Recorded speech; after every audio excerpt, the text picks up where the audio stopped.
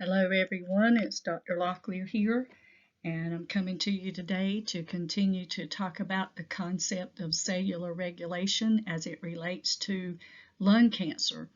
And so, as we saw in the Exemplar 2A, just talking about cancer in general, we see a mutation of cells, and so we have specific things that cause lung cancer. It's one of the most deadly diseases around. We're going to look at the pathophysiology. How does lung cancer occur? What are the causes? What are the risk factors? And what can we do to help people modify these risk factors? What clinical manifestations do you see with lung cancer? You're going to see in one of my slides a person coughing up blood. What are the diagnostic tests and that the interprofessional team uses, and how do we collaborate care? A lot of this is treatment with radiation and surgery and prevention, of course, quitting smoking. In one of your recordings on the cancer chapter, I talked about cigarette smoking having more than 4,000 pieces in the tobacco carcinogens, but this chapter talks about having over 7,000. So I learned something as well. How do we differentiate considerations of care? Because everybody needs care according to their specific side effects. And how do we apply the nursing process? How do we assess? What do we do when we interview? What are our plans, outcomes, the nursing diagnoses that we use, our interventions, and how do we evaluate that the care has been helping this client? So let's get started on page 109. Of all the forms of cancer in men and women, lung cancer accounts for the greatest number of deaths. Despite advances in surgical techniques and therapeutic treatments, lung cancer remains a significant health threat with dire consequences. Lung cancer does kill. It can be treated, but it is hard to treat sometimes, especially if you continue smoking and those type of things. What is the pathophysiology? The vast majority of primary lung lesions are bronchogenic carcinomas, tumors of the airway epithelium. These tumors are further differentiated by cell type: small cell carcinoma, adenocarcinoma, that's what my mother had, adenocarcinoma, and she did smoke, squamous cell carcinoma, and large cell carcinoma. In small cell, which account for about 13%, they grow rapidly and spread early. These tumors have paraneoplastic properties, that is, they produce manifestations at sites that are not directly affected by the tumor. Small cell lung carcinomas can be synthesized bioactive products and hormones such as adrenocorticotropic hormones, antidiuretic hormone, a parahormone-like hormone, a gastrin-releasing peptide. Non-small cell carcinomas account for about 83% of the lung cancer, so this being one of the most common. Each type differs in its incidence, presentation, and manner of spread. Look at table 12-2 on page 109. So you have small cell, aggressive tumor, more than 40%. Adenocarcinoma, early metastasis to the central nervous system and adrenal glands. Squamous cell spreads by local invasion, and large cell is early metastasis. So what is the etiology? Tobacco smoking is the leading cause of lung cancer. Cigarette smoke contains more than 7,000 chemicals, more than 70 of which are known carcinogens. Although not everyone who gets lung cancer is a smoker, 90% of diagnosed cases are linked to smoking. Alterations in specific tumor suppressor genes are thought to be important in the development of non-small cell lung cancer. The incidence of lung cancer varies from state to state and among nations. The incidence increases with age, with patients usually over the age of 15. So it can be tobacco, it can be genetic abnormalities on chromosome 6, it can be acquired over lifetime through chemical exposure, like working in plants and places that have chemicals, and secondhand tobacco smoke. Alterations in tumor suppressive genes, and we talked about those tumor suppressive genes in Exemplar 2A. So what are the risk factors? Smoking is the strongest risk factor. A lot of people are exposed to secondhand cigarette smoke, so just the carcinogens in the tobacco smoke. It often interacts with other factors, and it's a dose response relationship. So how much are you getting from it? Exposure to ionizing radiation and inhaled irritants and radon exposures. It says, given the link between lung cancer and smoking, prevention of lung cancer is highly dependent on refraining from or stopping smoking. Despite the increased risk for lung cancer demonstrated among former smokers, and there is evidence that says when you quit smoking, within a year, it's as if you haven't smoked in 10 years. So your lungs will heal themselves if they're not already infested with cancer. And that's a good thing. And that's something you need to educate your patients on. Among smokers who quit before 40 years of age, the risk of death due to conditions associated with continued smoking decreased by 90%. Aside from avoidance or cessation of smoking, prevention of lung cancer includes preventing environmental and occupational exposure to known carcinogens such as radon and asbestos. And so a lot of people that live in older homes are exposed, or if they work in buildings that has asbestos. So how do we prevent? Refrain from or stop smoking, quitting before the age of 40. And it is hard to stop smoking. It really is hard to stop. And limit your exposure to known carcinogens, such as some of these listed here. Clinical manifestations. So what do we see? Related to the location or the spread of the tumor. So, the bigger the tumor, the more symptoms that you're going to see. You may see wheezing, coughing, hemoptysis, which is coughing up blood, shortness of breath, airway obstruction, pleuritic pain, pain in the trachea, pain in the chest, difficulty swallowing, hoarseness, and a raspy voice. Initial symptoms are often attributed to smoking or chronic bronchitis. You ever had some people have a smoker's cough? Some of the systemic things are the paraneoplastic manifestations that we talked about in Exemplar 2A, weight loss and anorexia, and we know that's pretty common with cancer, fatigue and weakness, because it's taking up, the energy, especially if our lungs are blocked and we can't get in enough air. That's definitely going to cause us to feel fatigue and weak because we are not perfusing enough oxygenated blood. Bone pain, tenderness, the bone pain is chronic, and that should be bone pain, tenderness, and swelling, not swelling. Clubbing of fingers and toes due to issues with perfusion, endocrine, neuromuscular, cardiovascular, and hematologic signs and symptoms. Symptoms of brain metastasis, you often have confusion, impaired gait and balance, you'll have headache, a dull headache, and your personality will change. If you have a patient that has cancer and they start having some of these symptoms, they need to be checked immediately.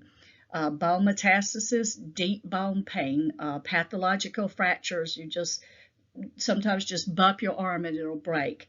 I've picked up a patient's arm one time and the patient was so fragile from cancer it did fracture, and it just barely moved the arm. Spinal cord progression because the cancer is eating through the bone and the bones get weak. Thrombocytopenia, so low platelets, so bleeding, and anemia if the bone marrow is affected, because we know the bone marrow makes the RBCs.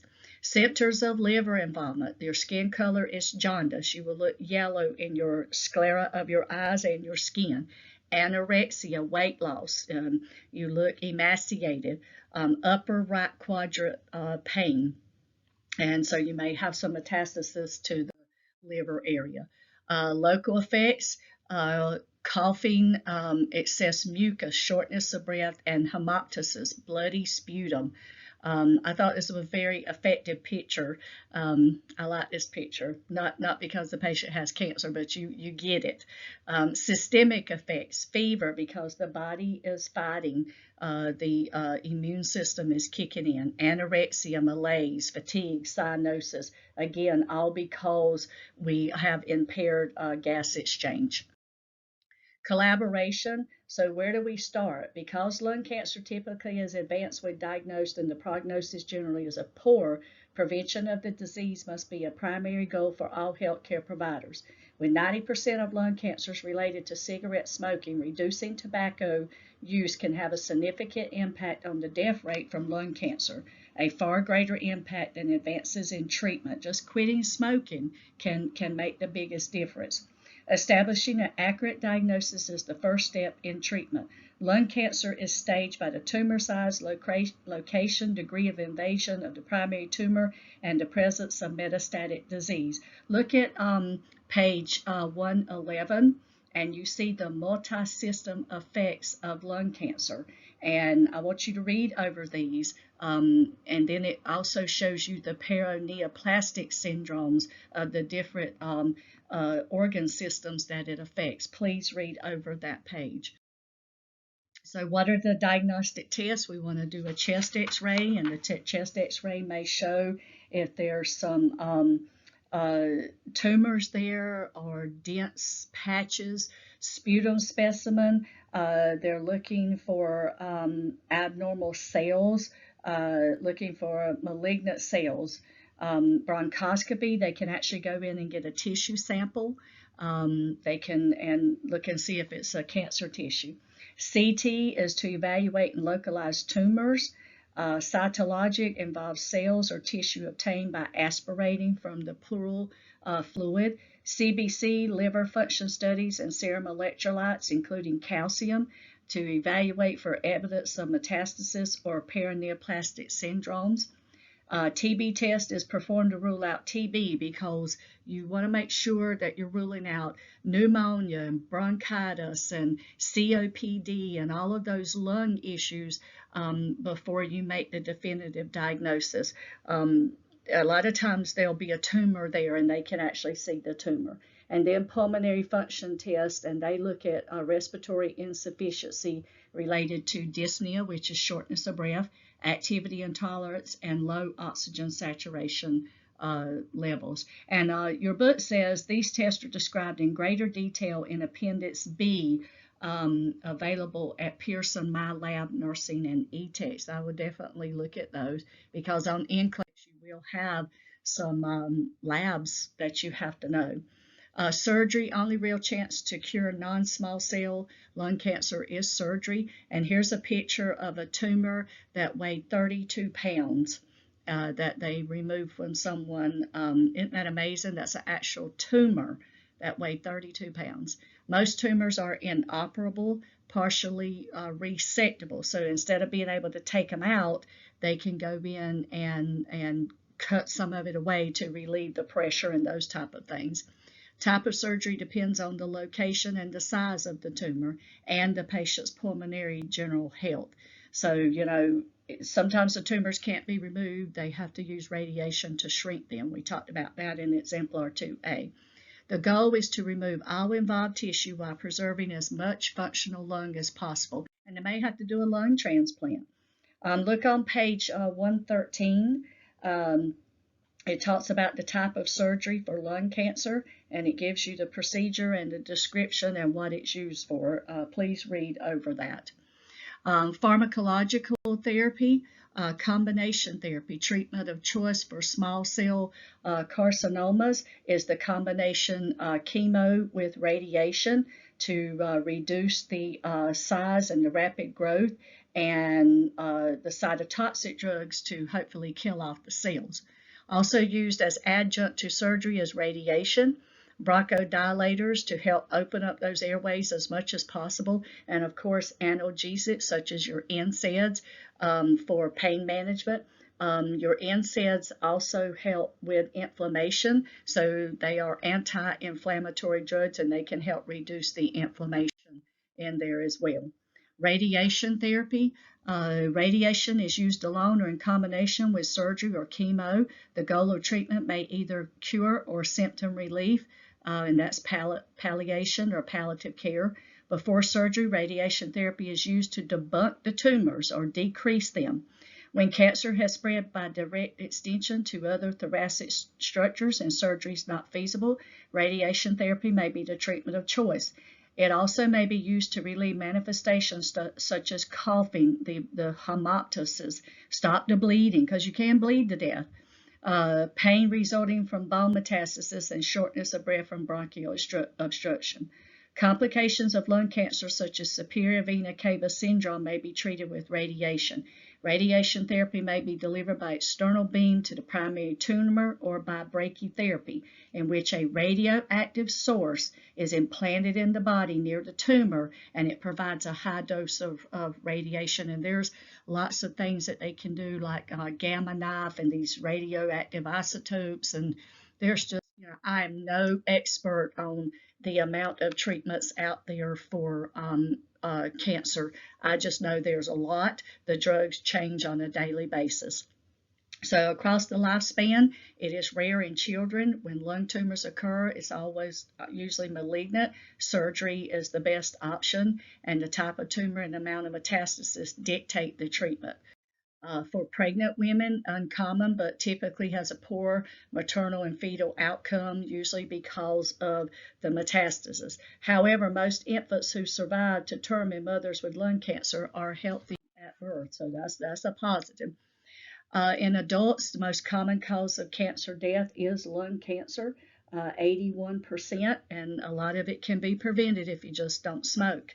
But now some people get lung cancer and they've never smoked. It all depends on their genetics or what kind of chemicals and agents they've been exposed to. Most new diagnoses are non-small cell, and there's a higher percentage that usually has metastasis. And usually they don't find it until you start having shortness of breath or you're coughing up blood. You can have it for a while. My mom had cancer, they said, for 2 years before it ever showed true manifestations. Combination chemo is the main treatment, has not improved overall survival rates. Older adults less tolerant to treatment because they have other things going on. They may be weakened from, other diseases that they have. As we get older, our body gets older. And some people that are older just cannot tolerate the side effects of the chemo, like the severe nausea and the weight loss and the dizziness and confusion and the nausea in itself is just overwhelming. In older adults, timeliness in receiving care is important because because of age, and things get worse as we age. There delays between diagnosis and treatment initiation may affect prognosis. Sometimes you may have symptoms and you may not get an appointment for 6 months. There's just so many factors. Multidisciplinary approach can minimize delays, and we need to try to get seen as soon as possible. Patients diagnosed in early stages are less likely to receive timely care, and so the earlier you get it, the better it is. But a lot of times we don't know until it's too late. Delay should be avoided to prevent risk of disease progression because it can increase, the tumor is still growing while there's delays in the care. So we've got to get care. And, again, cancer psychologically it really is hard to deal with to know that you may have terminal cancer. Nursing process. Patients face invasive treatment, side effects, and poor long-term prognoses. So, we want to base our nursing process on looking at the respiratory status, the cancer itself, is there possible metastasis, and what is the treatment plan? What is our role? Identify risk factors and early manifestations, respiratory function. We want to look, how are they breathing? Because we've got to breathe. We've got to get air in to get oxygen to our lungs. So observation and the patient interview. Observe the patient for dyspnea with exertion, signs of discomfort, presence of cough, and visible signs of alterations in nutritional status. Ask about current symptoms, including chronic cough, shortness of breath, and blood-thin sputum. Systemic manifestations such as recent weight loss, fatigue, anorexia, bone pain, smoking history, occupational exposure to carcinogens, and chronic diseases such as chronic obstructive pulmonary disease or COPD. So we want to look at all these things. And then the physical, we assess the respiratory function. So we listen and we auscultate and we listen to the rate, the depth, the breath sounds, and chest excursion. Assess oxygenation using pulse oximetry, ABG results, and pulmonary function studies, and check their capillary refills. Look at their skin color as well. And listen good with your stethoscope. Your nursing diagnoses: gas exchange is impaired, breathing patterns ineffective, decreased cardiac tissue perfusion, risk 4, activity intolerance, pain, grieving, nutrition, so many things, but impaired gas exchange is going to be the big one. Planning: the patient will maintain oxygen saturation of greater than 90. The patient's respiratory rate will range between 12 and 20. The patient will deny dyspnea. The patient's heart rate will be maintained within normal limits. The patient will demonstrate the ability to make informed decisions. Using a predetermined pain scale, the patient will report pain at the level deemed by the patient to be tolerable. And lung cancer can be very painful, especially when you're breathing. Every time you breathe in, it can hurt. The patient will verbalize emotions and concerns related to diagnosis and treatment. We want them to talk about it. We want them to get it out. So in your implementation, promote effective cardiorespiratory function and manage fatigue and activity intolerance.